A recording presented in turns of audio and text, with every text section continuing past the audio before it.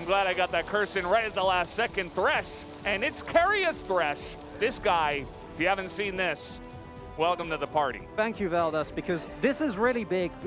The Kanch, as good as Karia is on the pick, it's a self-counter pick. Thank you, Wolf.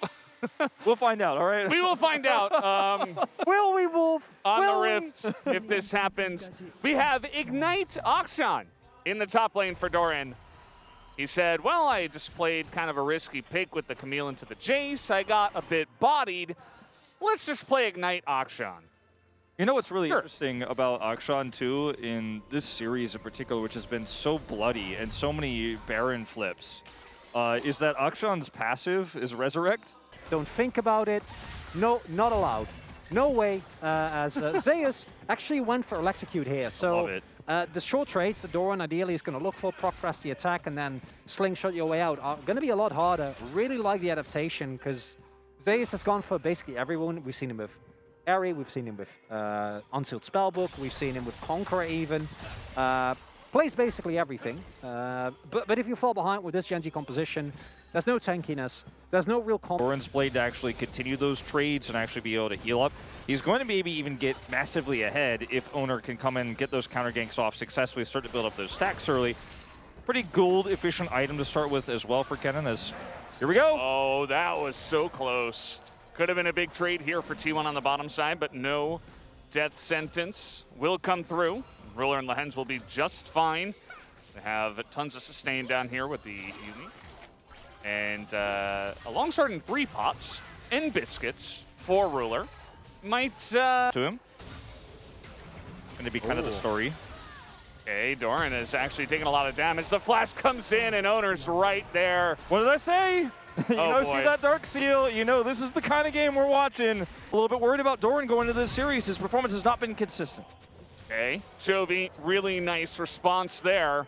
As Predator Thresh was coming to the mid lane, Karia went back, bought boots, and was ready to party. But Chovy said no. You're a top laner. You're an AD top laner that's going to show. You know this gank is coming. It's not something that... We'll see what he can get out of this. As Faker is going to be spotted. As the word comes down to make sure that the Electrocute proc comes in, but Akshan, Doran here will be fine. And that could have actually backfired. Had Faker not roamed up, maybe Doran would have just kept pushing and taken down there. And if you're playing perma-aggressive like this, you better call up your jungler. Can't just do that, and it's understandable as you pointed out. You pick this Akshan for his bullet potential in lane, his roams, and in an odd situation, the ability to get the revives, but really it's more about the stealth, right? It's about the bully potential, and if those don't work... No flash here for Chovy, and you're up against an Ahri. Jumps right in, but the cleanse is taken with that Unsealed Spellbook. Very nice reaction here from Chovy. Will be able to wiggle his way out of this one. Genji, first Drake soap. It's a... Chovy once again vulnerable. Guma is alone down here, and now he's getting exhausted. Karia flash hooks and misses. The trade down on the bottom side, not necessarily going too much better, as you see that Guma is able to stand up to Ruler, who did take a turret shot. But going back to the Drake, I was going to mention, you know, if you make a play like this and fail, then you give over a lot of control to bottom side for Genji, and they will be able to get the first Drake out of this. Karia used his Predator boots, doesn't find the kill, gets a flash now down, ult first, try to get some damage through, but... Well, oh, that was a really nice stun in the middle of the hook sling, as now that is just going to be a dead Akshan as the last auto comes in after Doran flashes, and he will be taken out. Now, it's not for nothing, because as mentioned, the Drake did go over, and it is going to be a plate play down here. You have an Akshan that's monstrously far behind us. Oh, Peanut. That is a fast Thresh, and he will flash to get out of this one, but the rest is still coming, and the death sentence will make his death come through. As Karia is able to hand that kill into the palm of Gumi. It was a decree. That Genji potentially wanted to go out in this series. They're going to have to turn this around real quick, but Karia, he is on the hunt. As the sentence will not be put through this time, Chovy is able to walk that one out. This is not how anybody wanted this series to end. I think even the biggest T1 fan is frustrated to deal with a Thresh. Uh-oh. Chovy's in a lot of trouble here. He has heal and teleport. That's not going to be enough, as even Rocket said. From T1 is also them picking this fresh has nothing to do with punishing in lane. Okay, he's trying to get on top of Chovy here. He does have his flash, but it's not going to matter, as now Peanut's trying to make a play. But again, you're so far behind, you can't do much. He will survive for a very long time, actually, as down in the bottom side, Guma's all alone. That's going to be a kill into the hands of Ruler, as Peanut, he will eventually go down. That is another kill into the hands of Owner, as now over the wall, Doran is here, but is he really? As he's just trying to get away now from Keria, who nearly pulls out the 400 IQ hook. Their stand, they're down about 4,500 gold, and they were considering pushing into that second Rift Herald. The answer actually is going to be no at the end of the day. Here comes Predator again, as Peanut just kind of stands there and says, well, I don't have a ward, I don't have a way to 22 version. Absolutely. Go get him, Doran. Okay, Is that a double? What do you guys? He didn't get him.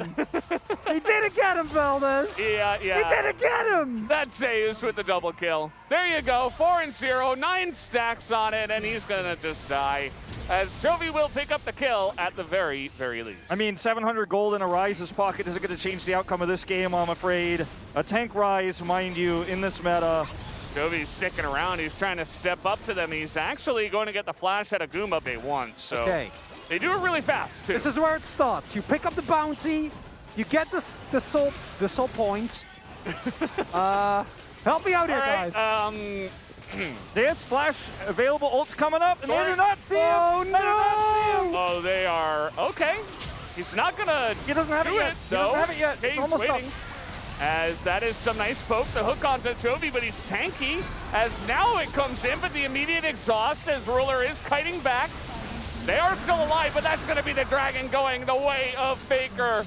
As they are super low, but it's not really going to matter. All see in that game 2 and that game 3, so who knows?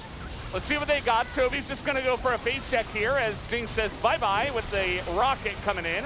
And now Ruler, he's going to stand up to the Thresh, but he's basically all alone. And the Feathers will not be enough as they will get on top of Ruler.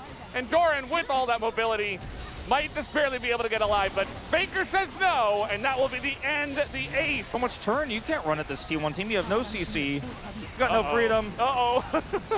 Doran's on the run. Feels like that's been the name of the game for him in this one. Inhibitor goes down. Peanut, you know, he's looking for an angle here, but no Q to land.